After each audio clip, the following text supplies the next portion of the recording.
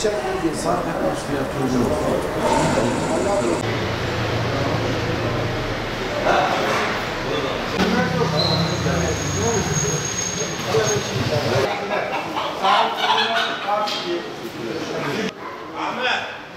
lira dedi?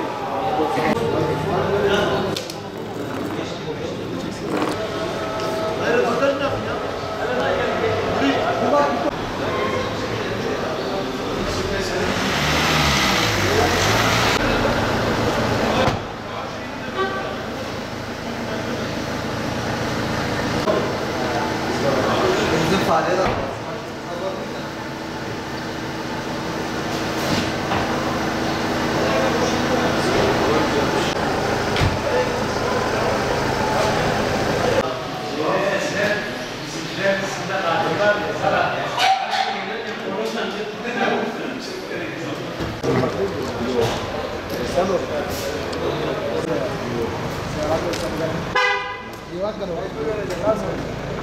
İkinci el alım satım piyasasını tabii ki kötü etkileyecek.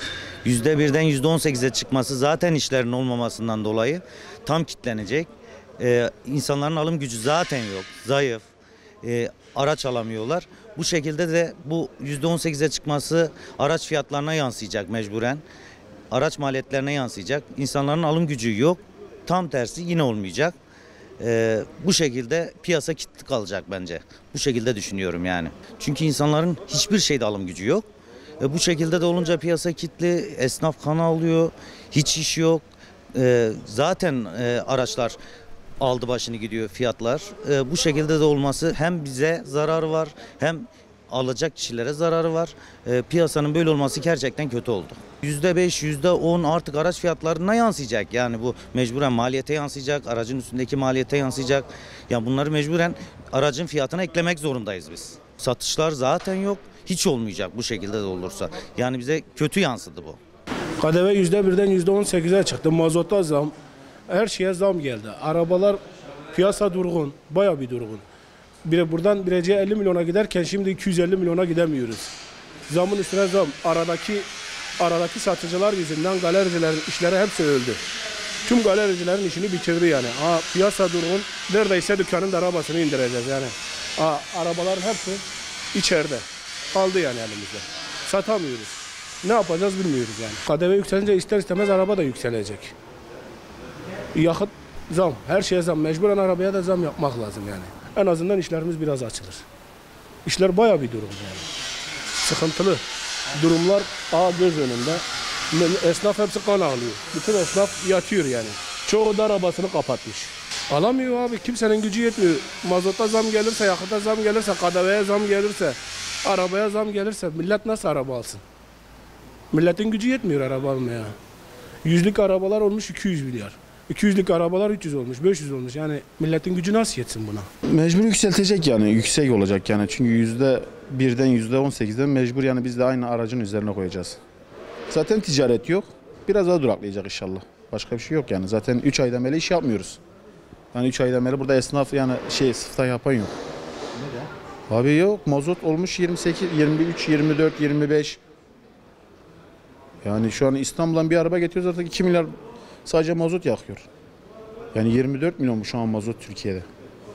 O da ister istemez arabaya etkiliyor. %1 iken %18 oldu KDV.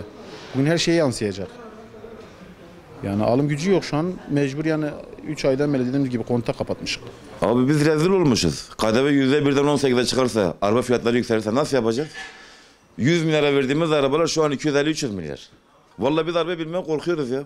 Rezil olmuşuz. Arabalar hepsi duruyor. 200 milyara verdiğimiz araba 400 milyar. KDV'den, vergiden başımızı alamıyoruz. KDV'den, vergiden başımızı alamıyoruz yani.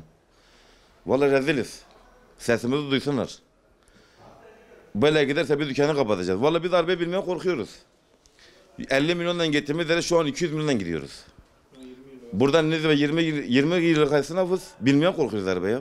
Araba bilmeye korkuyoruz. 50 milyondan getirdiğimiz yere şu an 200 milyondan gidiyor. 300 milyondan gidiyoruz. Satılmıyor abi. Araçlar duruyor. İş yok. Neden satılmıyor? KDV'den, fiyatlar yükseldiğinden, yakıttan. Şimdi millet araba satıyor. Alan yok.